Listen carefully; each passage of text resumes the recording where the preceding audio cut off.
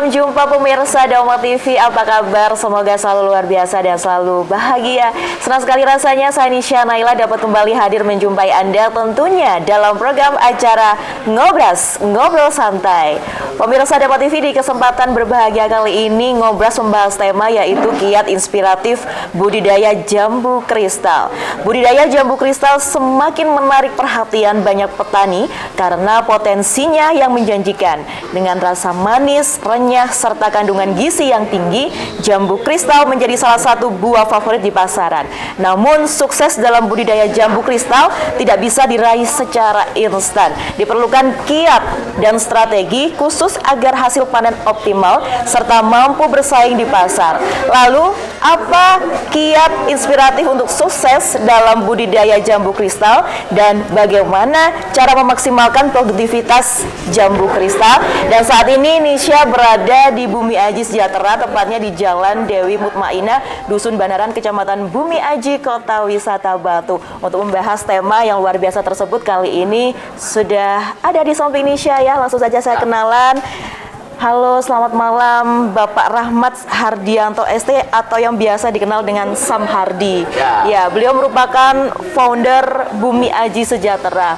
Untuk mengenal lebih jauh tentang Sam Hardi, saya spill dulu prestasi beliau ya. Di antaranya beliau merupakan agropreneur muda 2018 versi Trubus. Kemudian beliau juga merupakan petani berprestasi 2022 kategori petani milenial nasional. Kemudian petani andalan Jawa Timur terbaik pertama dan UKM berprestasi terbaik pertama. Wah, luar biasa sekali. Saya jadi penasaran dengan Sam Hardi ini ya. Beliau merupakan founder dari Bumi Aji Sejahtera. Ya. Bagaimana kabarnya Sam Hardi? Alhamdulillah, Tahes. Tahes ya. Terima kasih sebelumnya saya sudah diundang ke sini ya untuk main-main ke Bumi Aji Sejahtera ini. Saya tadi lewat depan tuh udaranya sejuk banget gitu ya. Sesuatu hati kita ya. Oh iya, selalu. Nanti saya boleh ya untuk lihat-lihat jambunya ya Sam boleh, Hardi boleh, ya. Boleh. Ya, Sam Hardi, langsung saja kita diskusi pada kesempatan kali ini ya dengan tema kiat inspiratif budidaya jambu kristal. Pertanyaan saya ini, bagaimana cara memilih bibit jambu kristal yang sehat dan berkualitas? Tadi kan saya masuk itu luar biasa sekali ya, ini jadi banyak tanaman gitu ya. Salah satunya adalah jambu kristal. Betul. Nah, bagaimana kiatnya Sam Hardi? Oke. Kalau kiatnya sederhana, jadi kami mulai tahun 2008 Mbak untuk tanam. Jadi kalau kita ngomong bibit itu kita harus tahu induknya. Sama kalau orang Jawa ngomong kan bibit, bebet, bobot. Nah, ya gitu kan. Induknya kita harus rawat dulu. Karena dari induknya ini akan menghasilkan bibit-bibit yang unggul. Seperti di tempat kita ada 20 lebih pohon induk dengan kelasnya F1. Kami bisa memproduksi perbanyakan vegetatifnya, bisa lewat cangkok, bisa lewat okulasi. Yang sekarang kita lagi produksi ini rata-rata di cangkok. Kami bisa sampai 1000 pohon lah rata-rata per tahunnya. Untuk produksi cangkokan. Dan semua pohon induknya rata-rata ada di sini. Kita sudah kasih tanda seperti itu. Setelah dicangkok, proses perawatan sampai 3 bulan baru kita rilis, kita lepas. Sehingga akarnya sudah kuat, sudah keluar tunas baru. Kadang ada yang sampai berbunga. Nah, dengan seperti itu kami baru bisa merilis. Seperti itu. Seperti itu ya, jadi untuk memilih bibit jambu kristal yang sehat dan berkualitas seperti itu ya, seperti yang dijelaskan oleh Sam Hardi ya. Sejauh ini apakah ada tantangan tersendiri begitu? Di bibitnya? Iya, di bibitnya. Ya, tantangan memang sebenarnya kalau kita ngomong teknik perbanyakan, itu berada di kompetensi yang SDM-nya. Jadi bagaimana dia bisa mencangkok atau mengokulasi dengan yang menghasilkan yang terbaik. Berarti kan harus ada SOP-nya. Nah, SOP inilah yang kita terapkan sehingga kita ada pegawai memang yang khusus untuk perbanyakan. Terus kita libatkan anak-anak magang untuk belajar mencangkok, belajar membuat okulasi. Sehingga ada transfer knowledge di situ. Itu yang kita harapkan memang. Jadi semakin banyak kompetensi-kompetensi anak-anak muda yang memang lumayan loh. Itu kalau orang bisa punya skill di cangkok saja. Satu orang penghasilan 3 hari bisa 1 juta itu. Dengan cangkok saja. Modal cangkok. Karena satu orang bisa 3 hari itu paling bisa menghasilkan ya 500 cangkokan lah kalau prosesnya tepat, maksimal 7 hari. Artinya sebenarnya peluang usaha itu luar biasa bagi yang bisa kompetensi perbanyakan buah maupun sayur. Luar biasa sekali ya. Kemudian apa teknik penanaman jambu kristal yang paling efektif untuk mendapatkan hasil optimal, Sam Hardi? Ya, kalau ngomong teknik budidaya, memang ada beberapa macam metode. Di awal kita harus ngolah lahannya dulu. Iya. Ngolah lahan ini memang hal yang paling fundamental. Kita kasih bahan-bahan organik yang banyak, pupuk Baik. kompos, bahan-bahan organik yang lainnya. Diatur jarak tanamnya. Jarak tanam ideal memang harusnya 4x4, tapi 3x3 sudah relevan, sudah bisa berproduksi dengan optimal. Dari situ baru ditanam, nanti ada perawatan harian, ada perawatan mingguan, ada perawatan bulanan.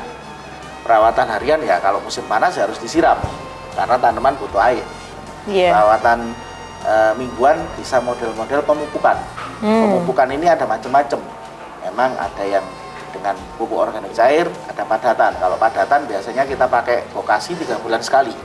Iya. Nah, seperti itu. Ada perawatan yang bulanan yaitu tadi. Ada yang model pruning, pemangkasan untuk mempercepat pembuahan. Proses pembungaan dan pembuahan. Itu ada namanya teknik pruning. Pruning. Nanti kalau sudah berbuah dibungkus plastik. Dibungkus supaya aman dari lalat buah. Salah satu hama utamanya adalah lalat buah. Lain-lain semuanya bisa dilakukan dan kami di sini membuka sarana edukasi, pelatihan untuk budidaya jambu kristal sampai pada olahannya juga. Jadi teman-teman Dhamma TV, sahabat-sahabat Dhamma TV yang pengen belajar bisa langsung ke sini. Boleh, iya. Kemudian apa saja jenis pupuk dan pestisida yang aman dan efektif untuk jambu kristal, Oke. Sam Hardi? Jadi yang paling aman, kita dengan konsep memang pertanian ramah lingkungan, itu yang paling aman. Jadi bikin aja pupuk dari pupuk kandang, kompos, boleh vokasi istilahnya. Kalau ada limbah-limbah rumah tangga, air cucian beras, air kelapa, campur molase, buat mikroorganisme lokal, kasih E4 boleh, buat fermentasi cair bisa digunakan. Nah, ada tambahan-tambahan yang lain, semisal kita tambah arang, itu untuk memperbaiki struktur tanah. Biochar namanya kalau di ilmu pertanian. Baik. Ada juga dengan kalau penyemprotan pakai aja yang paling tren sekarang asap cair. Asap cair itu ada kita mesinnya nanti bisa dicek. Kita produksi dari ada batok kelapa sama limbah-limbah pruning hasil potongan daun maupun ranting-ranting jambu, kita buat pestisida nabati. Dan yang terakhir adalah bagaimana sebenarnya proses ini dilakukan secara reguler. Dengan reguler inilah yang akan menghasilkan produk yang akan lebih baik. Seperti itu.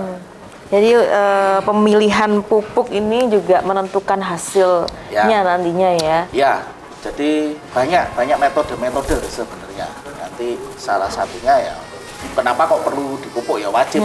Tanaman butuh makanan. Ya. Nah, seperti itu. Apakah pupuk yang terbaik itu dari yang tadi sudah dijelaskan vokasi itu tadi, Sam Hardi? Ya. Yang terbaik apakah itu? Apakah ada jenis pupuk lain gitu? Ya, kalaupun nanti ada lahan yang memang tidak tersertifikasi organik gitu ya.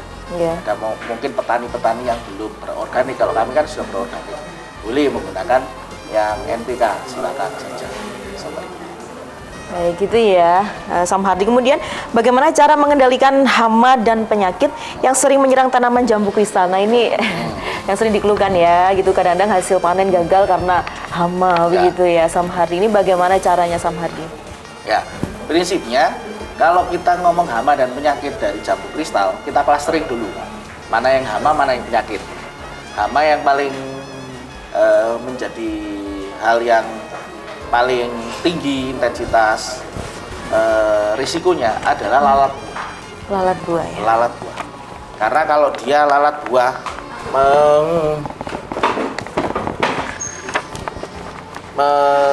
apa istilahnya, bahasa orang Jawa itu ngentup ya, atau menusukkan, menyengat gitu.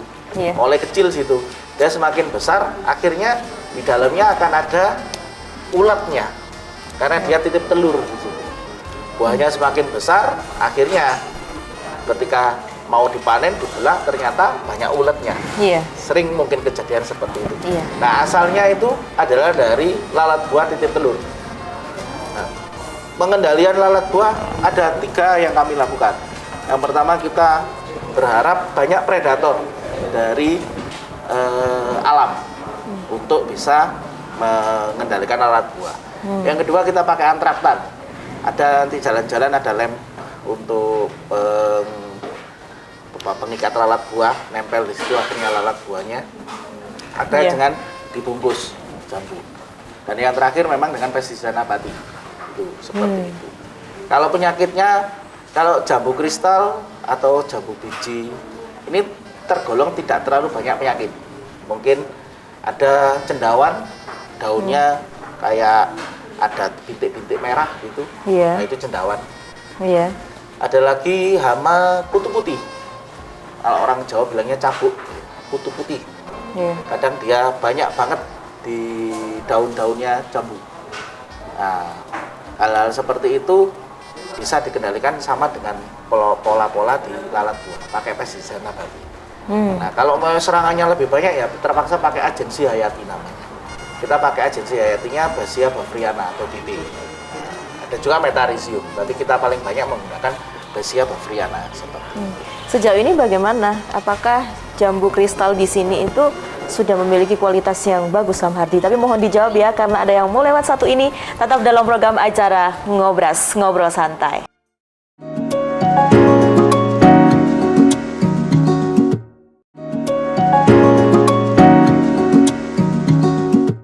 Masih dalam program acara Ngobras, Ngobrol Santai bersama saya Nisha Naila dan Sam Hardi.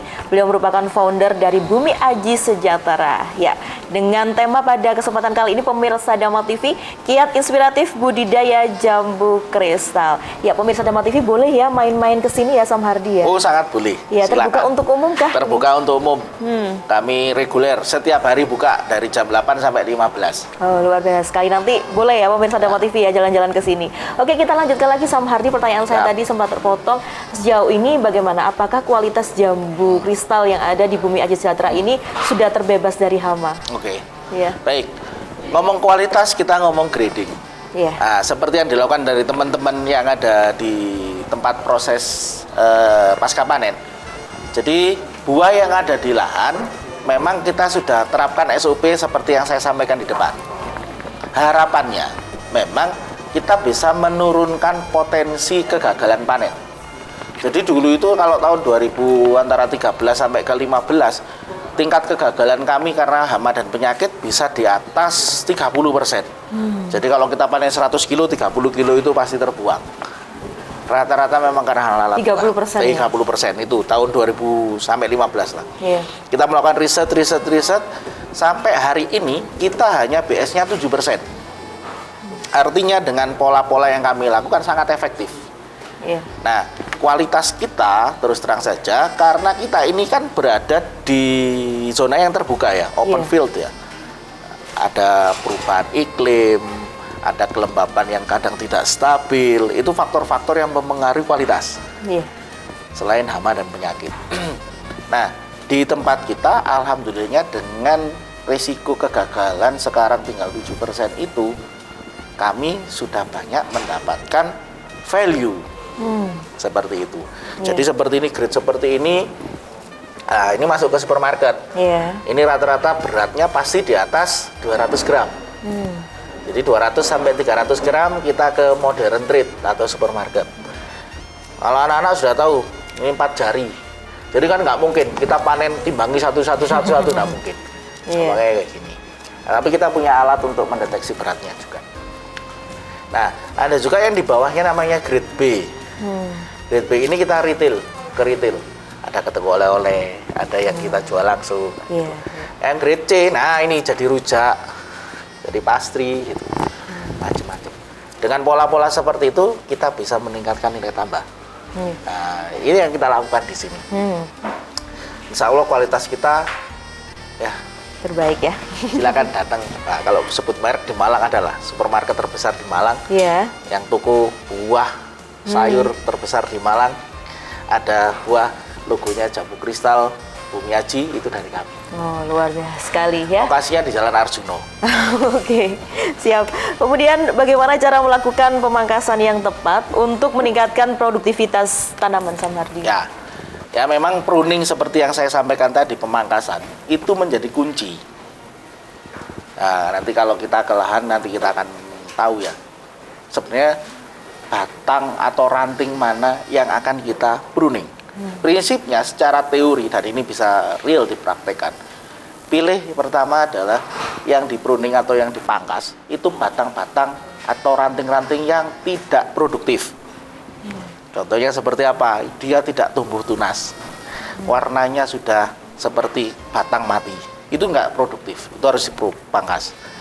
Itu yang untuk menyehatkan tanaman. Ada pruning yang fungsinya untuk merangsang pertumbuhan generatif sehingga pembungaan, pembuahan itu bisa berlangsung. Nah, itu namanya dipangkas. Kita lihat, oh ini sehat, 2-3 daun potong, setelah 2 minggu dia pasti akan tunas baru muncul. Kalau tunas baru sudah pasti bakal bunga, kawin, buah. Ya, seperti itu. Pruningnya di situ. Pruningnya di situ ya. Pemangkasan itu fungsinya di untuk situ. melakukan pemangkasan yang tepat ya, Samardi. Kemudian bagaimana cara menjaga kelembapan tanah dan kebutuhan air yang optimal untuk jambu kristal? Wah, mantap pertanyaannya, teknis banget ya. Terima kasih. Alhamdulillah. Jadi seperti yang kita diskusikan di awal, kelembapan ini akan menjadi kunci untuk berkembang biaknya hama dan penyakit. Itu kalau terlalu lembab gampang kena penyakit. Cendawan gampang muncul, jamur gampang muncul. Bagaimana memitigasinya? Yang pertama, kalau sama lihat nanti jalan-jalan di sini, kami di seputar tanaman itu yang di bawah kita selalu bersihkan. Yang kedua, sinar matahari harapannya semua masuk ke sisi-sisi tanaman, sehingga pruning tadi itu juga difungsikan untuk sinar matahari bisa masuk, sehingga di seputaran area tanaman itu kelembapannya terjaga karena suhunya masuk dari sinar matahari. Nah, gitu. Ada lagi dengan pola sanitasi yang bagus. Terkadang kita mengesampingkan sanitasi, yang penting disiram.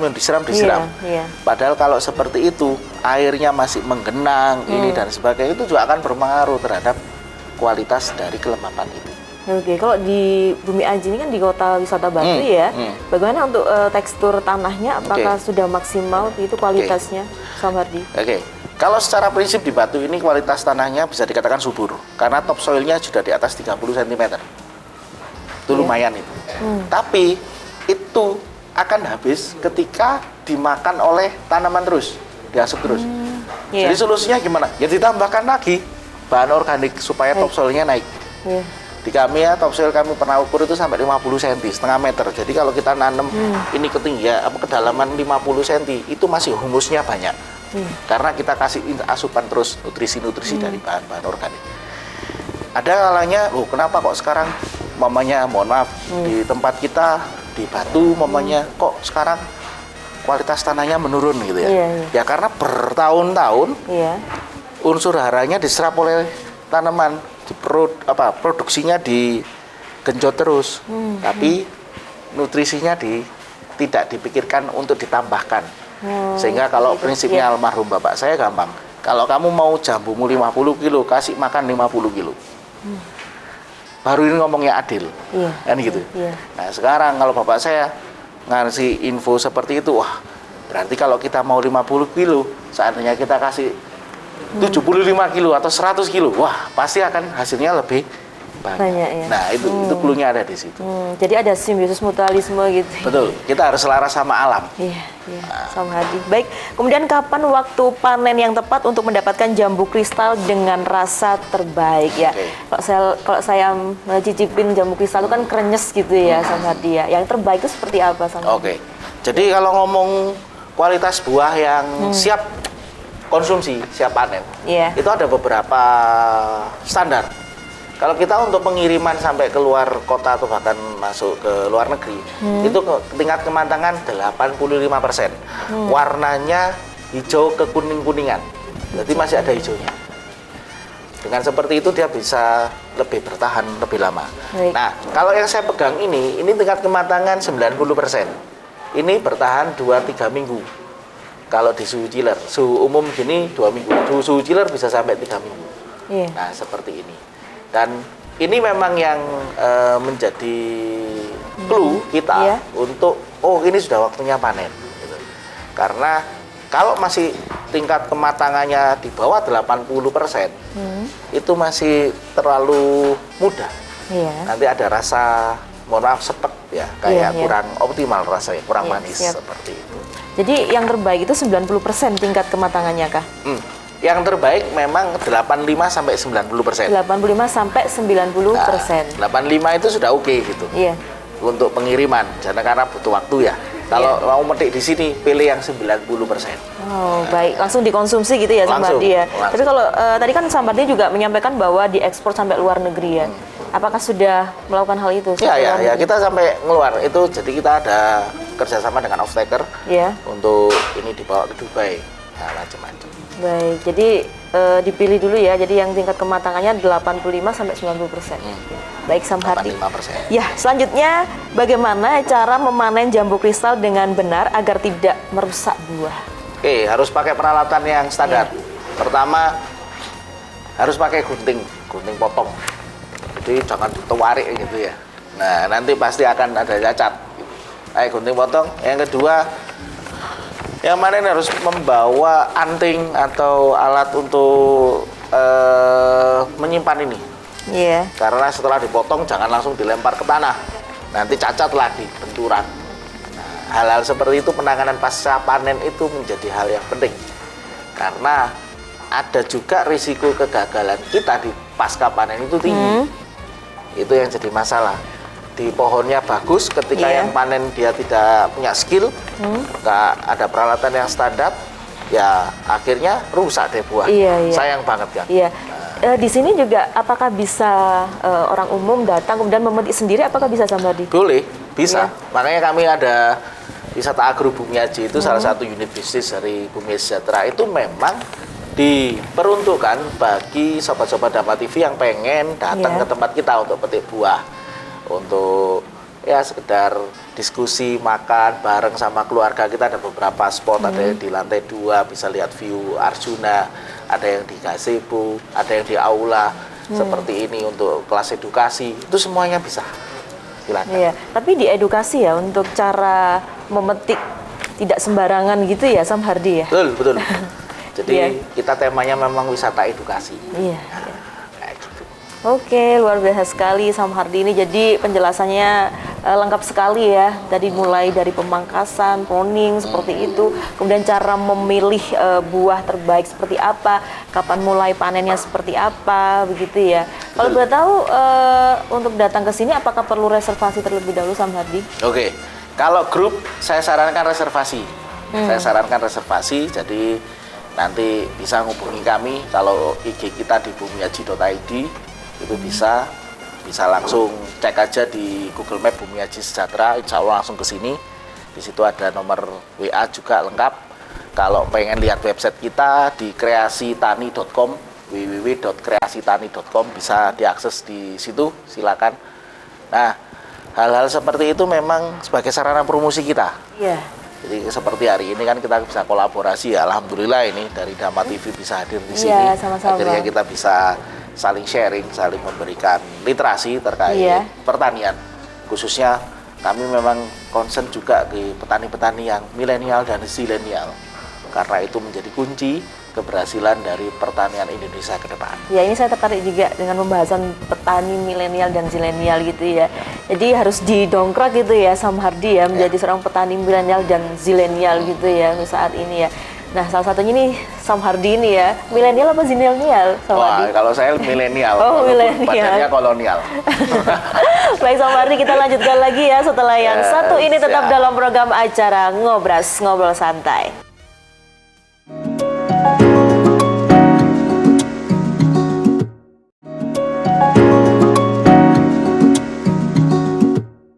Terima kasih Anda masih bersama kami dalam program acara Ngobras, Ngobrol Santai bersama saya Nisha Naila dan Sam Hardi. Masih di Bumi Aji Sejahtera, tepatnya di Jalan Dewi Mutmainah, Dusun Banaran, Kecamatan Bumi Aji, Kota Wisata Batu, membahas tema yaitu kiat inspiratif budidaya jambu kristal. Ya Sam Hardi, kita lanjutkan lagi ya. Kalau saya kalau di sini tuh sejuk sekali gitu ya. Sejuk, kemudian suasananya nyaman gitu ya, dikelilingi jambu kristal. Oh ya, tidak hanya jambu kristal yang di sini ya sama ya ada. Ada apa aja? Kita ada melon, skema hidroponik, kita ada stroberi juga, kita ada sayur organik seperti ini kale, seperti itu. Ada lagi sayur-sayur yang lain untuk ada cabai, ada terong, macam-macam. Sebenarnya di sini kebun display. Jadi bisa digunakan untuk sarana edukasi juga. Wow, jadi tidak hanya jambu kristal ya? Tidak hanya, jadi kalau mamanya sahabat-sahabat Doma TV yang pengen kunjungan ke sini mau anak-anak sekolah, mau SD, SMP yang pengen P5 gitu ya. Sekolahnya pengen ada edukasi tentang kewirausahaan, tentang lingkungan, tentang pertanian, kami menerima. Baik. Bahkan bisa sampai 100-200 orang tempat kami mencukupi untuk itu. Ini informasi untuk pemirsa Dama TV. Barangkali yang ingin berkunjung ke Bumi Aji Sejahtera ini langsung saja boleh ya untuk kegiatan edukasi dari PAUD mungkin ya, TK sampai mahasiswa boleh datang ke Bumi Aji Sejahtera. Tepatnya di Jalan Dewi Mutmainah, Dusun Banaran, Kecamatan Bumi Aji, Kota Wisata Batu. Baik, kita lanjutkan lagi pertanyaan saya masih banyak sama dia. Apa saja teknik pasca panen yang bisa dilakukan untuk menjaga kualitas dan kesegaran jambu kristal? Seperti apa? Ya, memang pasca panen itu menjadi salah satu kunci di mana peningkatan nilai tambah. Kita membayangkan kalau kita panen buah, apapun itu bentuk buahnya, itu tanpa dikemas. Pasti nilai tambahnya akan berbeda. Pasti nilainya, value akan beda antara buah dikemas dan buah yang tidak dikemas. Nah, yang berikutnya lagi manfaat dari pasca panen atau packaging ini dan sebagainya adalah untuk meningkatkan usia tambahnya, jadi nggak gampang busuk gitu ya. Dengan usia yang dikemas seperti ini, otomatis udara luar nggak bisa masuk, terus tampilannya lebih menarik, dan ini akan terjaga kualitasnya. Seperti itu. Baik yang grade A sampai grade C itu juga apakah dikemas seperti ini? Pasca panen. Jadi kalau grade A sama grade B kita kemas standar seperti ini.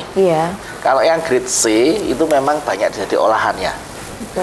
Dan kami juga menerima by order, contoh semacam hotel umpamanya.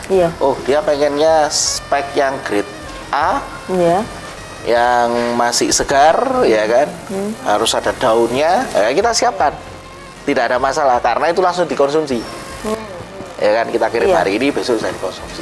Ada yang memang supermarket, mau nggak mau dia kan harus ada open display dulu prosesnya, sehingga konsumen baik yang fresh, baik yang sudah dikemas, rasanya nggak akan jauh beda karena ada tekniknya tadi.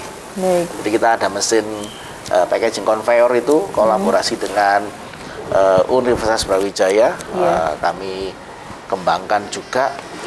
Alhamdulillah waktu itu ada program Doktor Mengabdi, ada namanya Pak Raden Arif, ada Pak Abbas, macam-macam dari Fakultas Teknik dan Filkom, kita bareng-bareng di sini. Jadi seperti itu. Jadi pasca panen harus dibungkus, memang standarnya seperti ini ya. Ada packaging ya, dikemas. Jadi yang pertama langkahnya buah datang, yang pertama adalah dibersihkan dulu buah-buahnya dari debu. Buah dari debu, buka plastiknya. Yang kedua disortir. Apakah ini ada yang masih busuk, mungkin kelolosan, oh ini bagus, sisihkan. Setelah disortir baru di grading. Grading itu ya grade A, grade B tadi itu. Di grading dulu. Yang terakhir di packaging. Packaging dulu. Yang terakhir di labeling. Nah, kayak gitu. Kalau sudah seperti itu tinggal dimasukkan ke kardus atau ke krat, terserah kita nanti pengirimannya bagaimana, baru didistribusikan. Panennya ini biasanya setiap bulan kah atau setiap hari selalu panen ini Sam Hardi? Kalau untuk musim seperti ini kita 2 hari sekali panen. Bisa jadi nanti di November Desember tiap hari kita panen. Ini ada hulu season, ada high season. Ini sudah middle season, artinya 2 2-3 hari sekali kita pasti panen. Nanti kalau sudah high season, setiap hari kita panen. Oke, jadi bisa memenuhi keinginan pemirsa Dharma TV ya. Oh iya. Setiap hari bisa ya Setiap untuk hari. beli jambu Oh kristal. iya, Tidak silakan. ada musim-musiman gitu berarti ya sama betul. Adi. Oke, siap. Kemudian bagaimana cara menyimpan dan mengemas jambu kristal agar tetap segar dan tahan lama? Oke. Iya. Kalau mamanya sudah beli dari supermarket atau Iya. datang ke sini atau beli di mana aja, kalau bisa itu yang sudah kemasan. Kalau seperti ini di suhu bebas, di suhu ruang 27 derajat kayak gini, maksimal gitu, ini bisa bertahan 1 minggu. Oke. Nah, kalau ini masuk di kulkas chiller, wah bisa sampai 3 minggu, aman. Iya. Tapi dalam pengemasannya seperti itu ya? Ya, kalaupun kemasannya tidak seperti ini, mau Iya. tidak mau, pokoknya masuk dalam plastik ya, Iya. yang sekiranya tidak ada kontaminasi udara yang masuk, kontaminasi ya lewat Iya. udara, Iya. seperti itu. Nanti masuk no kulkas, itu Iya. akan lebih awet. Buah apapun, Chiller ya tapi ya? ya Di chillernya. suhunya suhu chiller. Pokoknya bukan buah durian gitu. Durian Iya. aman ya, mau ngemas gimana ya gitu. Kalau sudah, misalkan sudah dibuka begitu ya, jambu kristalnya Dari belah. jadi belah atau kemasannya seperti ini Oke, sama Hadi, oke. itu apakah juga harusnya Oke. penyimpanannya di chiller? Ya, Ya. sepakat, harus di chiller. Kalau sudah seperti potongan buah seperti ini, rata-rata kita 1 minggu di suhu chiller. Masih tidak berubah warna dan rasa. Silakan dicoba. Iya, iya. Asalkan itu tadi ya, tidak ada udara yang Udara masuk. masuk, jadi tetap dibungkus, di packaging yang rapi, yang memang standar, masuk no kulkas, suhu chiller, aman. Oke, sama Hadi. Kemudian bagaimana cara memasarkan jambu kristal hasil panen dengan efektif? Nah, sejauh ini di Bumi Aji Sejahtera pemasarannya seperti apa sama Hadi? Oke. Kalau di kami memang pemasarannya ada yang masuk ke supermarket, ada yang memang masuk jalur wisata, ada yang ada reseller, ada yang dibuat olahan. Semua ada B2B, B2C bahasanya kita. Bisnis to bisnisnya jalan, bisnis to customer-nya jalan. Nah, penting kita harus memperhatikan bauran pemasaran sebenarnya. Kita akan distribusikan kemana? Ke luar Jawa, ke Jakarta, ke Semarang, ke Bali, atau di lokal Malang, Surabaya. Ini ada, pikirkan rantai pasokannya.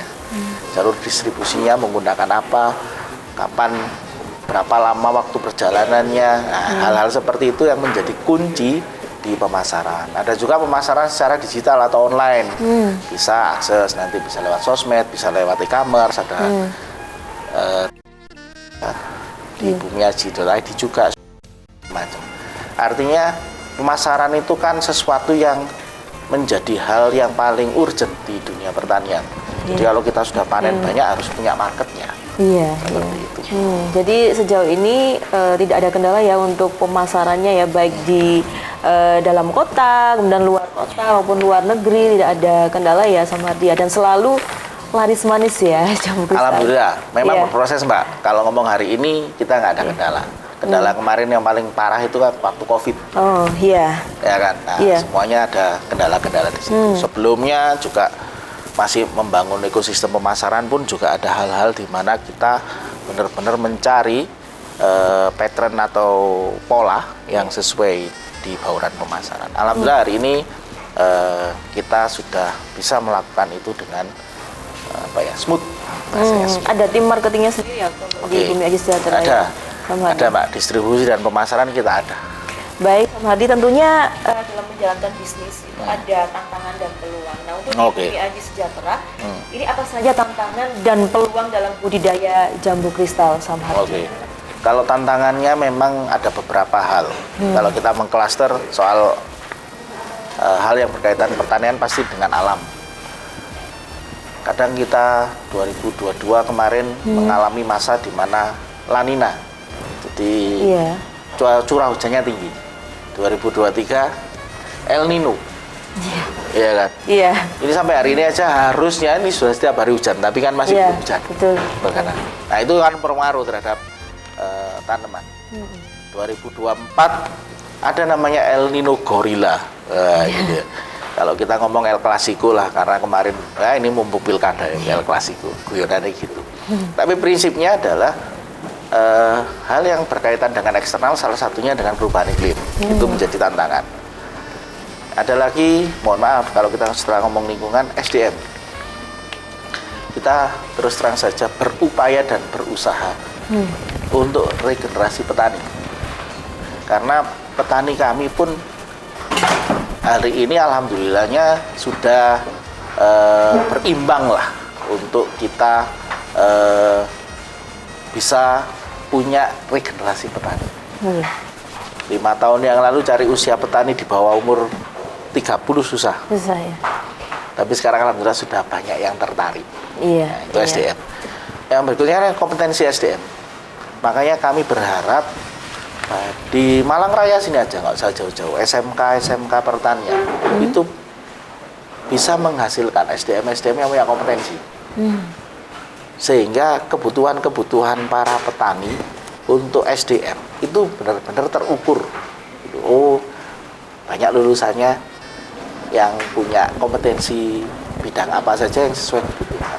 Begitu pula juga peran dari universitas perguruan tinggi, khususnya yang memang punya fakultas pertanian. Banyak-banyakkan riset dengan masyarakat lokal, sehingga hilirisasi risetnya untuk UMKM.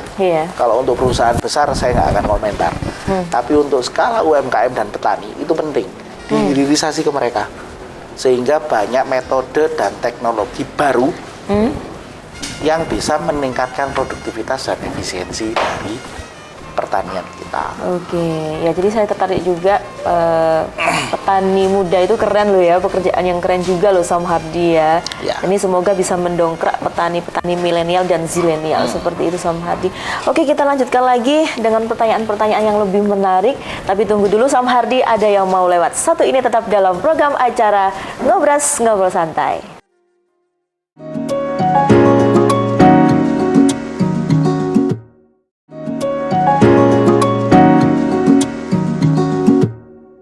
Terima kasih Anda masih bersama kami dalam program acara Ngobras Ngobrol Santai bersama saya Nisha Naila dan Sam Hardi, masih di Bumi Aji Sejahtera, tepatnya di Jalan Dewi Mutmainah, Dusun Banaran, Kecamatan Bumi Aji, Kota Wisata Batu. Bagaimana? Apakah Anda ingin weekend ya, menghabiskan weekend Anda? Referensi untuk Anda ya, jadi datang aja ke Bumi Aji Sejahtera. Dan pemirsa Dama TV, karena program acara Ngobras ini juga akan tayang di YouTube Dama Televisi, saya mohon untuk komen positifnya dan jangan lupa like, komen, dan subscribe. Jadi Sam Hardi boleh ya di-share pada teman-temannya, gitu ya, agar lebih mengenal Bumi Aji Sejahtera ini. Oke, kita lanjutkan lagi Sam Hardi dengan pertanyaan saya, bagaimana cara mengatasi kendala dan kegagalan dalam budidaya jambu kristal? Tentunya ada kegagalan ya Sam Hardi ya, ada keberhasilan, ada kegagalan. Nah, ini bagaimana mengatasi kegagalan tersebut Sam Hardi? Ya, kita harus mengklaster dulu ya risiko-risiko ya. Ada risiko karena budidaya, berarti di sektor produksinya. Ya. Ada risiko di hilirnya. Paling gampang di situ aja dua dulu. Kalau ngomong budidaya, biasa jadi kegagalan panen itu karena ada bencana alam mungkin, naudzubillah ya. Ada kegagalan karena hama dan penyakit tadi yang kita bahas. Ada yang ternyata tenaga kerjanya kurang cakap atau tidak memiliki kompetensi yang mumpuni. Nah, itu akan mempengaruhi juga logistiknya, pemupukannya, penerapan teknik budidayanya. Itu kalau tidak di-upgrade berdasarkan kebutuhan dari kesesuaian dari alam, itu akan ada banyak kendala seperti itu. Ada yang kegagalan karena bisnisnya, karena marketnya mungkin. Jadi tidak dipikirkan ini marketnya, sehingga ketika panen distribusinya dan pemasarannya terhambat atau terganggu. Ada juga yang mohon maaf karena kurang daya saing. Jadi ada dari beberapa daerah harganya didropkan turun karena oversupply. Nah, kalau kami tidak akan bermain di situ. Silakan yang mau bermain di situ silakan. Saya pastikan itu hanya menunggu waktu untuk kehancurannya. Ya, karena apa? Sudah nggak realistis, dari HPP saja sudah nggak realistis. Otomatis petaninya juga akan merugi. Kalau mohon maaf, kalau yang bagian distribusi, bagian yang memasarkan, dia nggak ikut nanem. Dia hanya mendistribusikan. Yang dia hitung adalah saya transportasi dapat, saya jualan dapat marginnya, sudah nggak tak pikirkan. Akhirnya yang dirugikan adalah petaninya. Silakan bermain seperti itu. Makanya peran milenial dan zilenial hari ini bisa bermain juga di sektor pemasarannya. Iya. Anak-anak sekarang bikin konten, nggak usah nunggu buah jambunya panen. Iya. Belajarnya kok aja di konten monetisasi. Iya. Nggak harus ini. Sekarang semuanya bisa. Makanya peran zilenial itu ada di situ juga. Iya. Nanti kalau sudah berjalan, baru ke sektor hulunya. Dan diharapkan dengan mengetahui hulu sampai hilirnya pertanian, itulah yang menjadi kunci dari kesejahteraan. Makanya nama kami Bumiaji Sejahtera.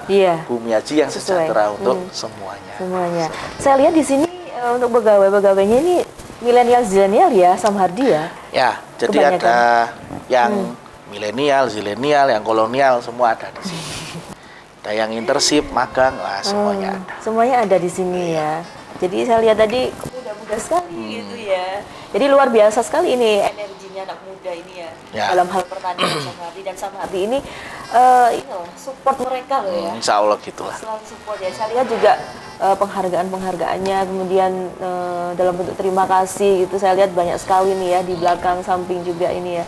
Terima kasih Sam Hardi, jadi sosok inspiratif. Terima kasih Mbak. Sama-sama. Saya ingin belajar juga nih tentang pertanian. Ya. Silakan kelas di sini. Oke, pertanyaan saya selanjutnya, apa saja kiat untuk meningkatkan semangat dan motivasi dalam bercocok tanam? Nah ini sesuai tadi, saya mau bercocok tanam juga. Dan bagaimana untuk meningkatkan semangat dan motivasi untuk bercocok tanam? Iya. Kalau anak zilenial sekarang kan Gen Z ya, kita ngomongnya Gen Z.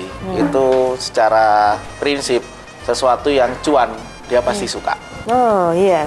Sesuatu yang cuan. Kayaknya tidak ada Gen Z aja deh. Oke, itu aja. Iya. Seperti kita milenial pun juga seperti kolonial apalagi ya. Iya. Nah, proses-prosesnya memang motivasinya yang pertama bangun ekosistem usahanya. Cluenya ada di situ, ekosistem. Bisnisnya dibangun. Hari ini dengan market yang sangat dinamis, sangat bebas banget ya, dinamis. Kita harus banyak-banyak kolaborasi untuk meningkatkan daya saing, untuk meningkatkan power ya, bargaining posisinya produk, brand awareness-nya dibangun. Itu dengan pola-pola kolaborasi. Dan dengan sektor bisnis, government, akademisi, agregator, media, community, itu bangun semua. Membentuk sebuah pentahelix kolaborasi. Motivasinya ada di situ. Sehingga seperti di tempat ini, kami dengan petani pun banyak petani mitranya. Sehingga suplainya dari petani mitra, kita berdayakan, saling berberdaya, empowering. Terus kita pasarkan ke supermarket, itu adalah dengan bisnisnya. Melakukan riset sampai menemukan teknik budidaya yang tepat, pasca panen yang benar, itu dengan riset. Dan kami pun juga masuk dalam komunitas. Ada komunitas. Ada komunitas juga untuk petani, ada petani milenial. Untuk startup kita juga ada jagoan ekosistem, macam-macam. Kami juga berkolaborasi dengan PLUT, Pusat Layanan Usaha Terpadu. Kami juga berada di Komite Ekonomi Kreatif Kota Batu. Hal-hal seperti itu kita harus bergerak semuanya. Apapun yang untuk kebaikan menjadi motivasi kita mengembangkan usaha ini. Menciptakan lapangan pekerjaan adalah impact yang sudah kita kerjakan. Membangun pemberdayaan ekonomi adalah impact yang kita lakukan. Seperti itu. Apakah di Dusun Banaran ini Sam Hardi juga memberdayakan masyarakat sekitar begitu? Alhamdulillah seperti itu ya.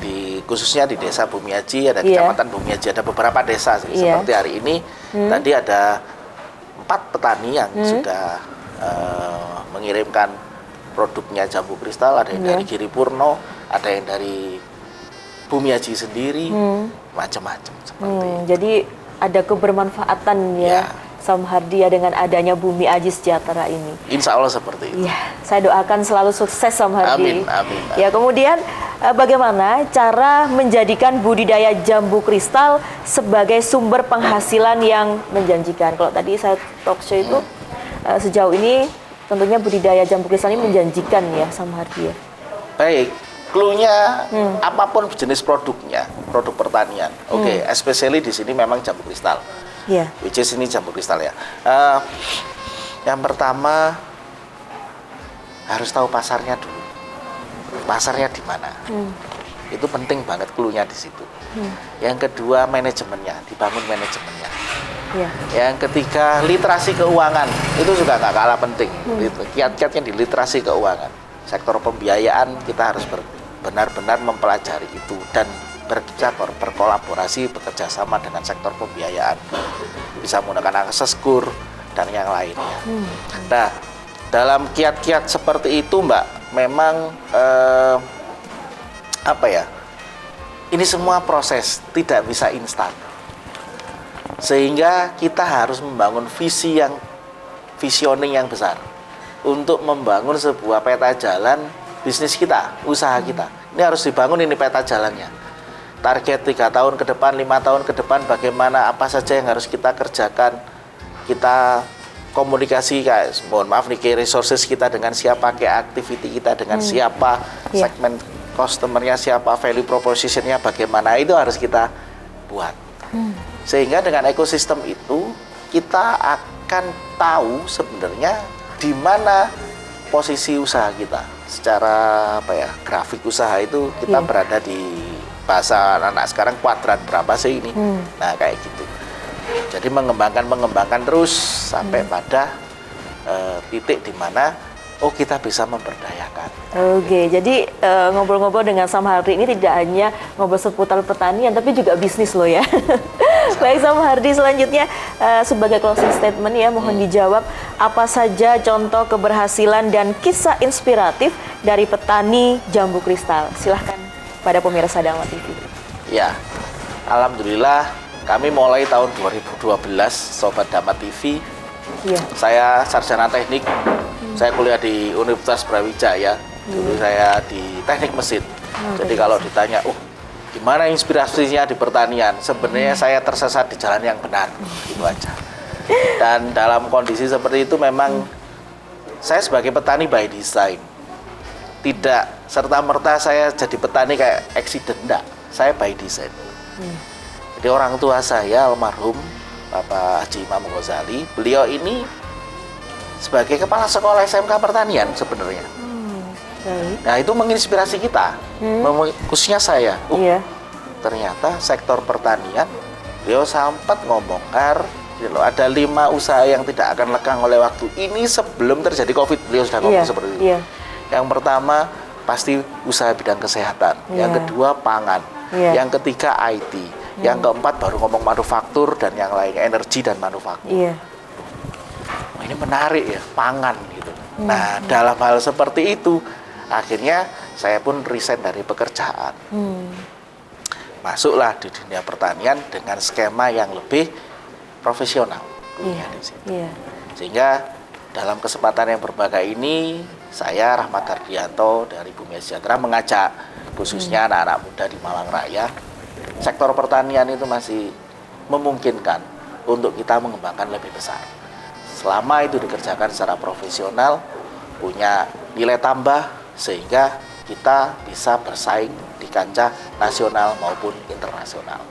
Demikian dari saya, Rahmat Hardianto, Duta Petani Milenial Kementerian Pertanian Republik Indonesia. Untuk sobat-sobat Dharma TV, silakan datang ke Bumi Aji Sejahtera. Oke, luar biasa sekali. Jadi kalau pemirsa Dharma TV ingin juga spill dulu, tahu-tahu dulu begitu ya tentang Bumi Aji Sejahtera melalui medsosnya, boleh langsung ke bumiaji.id gitu ya. IG kita ya. Jadi semuanya ada di situ ya. Atau mau reservasi datang ke sini, caranya bagaimana begitu? Langsung saja ya, klik yang ada di bio ya, Bumi Aji ya, bumiaji.id. Sam Hardi, Oke. terima kasih di suasana yang luar biasa ini saya bisa ngobrol-ngobrol yang bermanfaat tentunya. Oh ya, sama-sama Mbak. Iya, sama-sama. Kemudian saya juga mendapatkan inspirasi, edukasi terkait pertanian dan tentunya bisnis. Saya doakan Sam Hardi sukses selalu Amin, amin. dan selalu bermanfaat Amin. untuk semua orang. Amin, Iya, sampai jumpa di episode mendatang. Siap. Kita boleh ya datang-datang ke sini lagi Oh, ya. sangat boleh, Ya, sangat ingin boleh. juga belajar tentang pertanian dan bisnis. Amin. Iya. Siap. Terima kasih Sam Hardi, sukses selalu. Sukses selalu. Iya. Ya, sama-sama.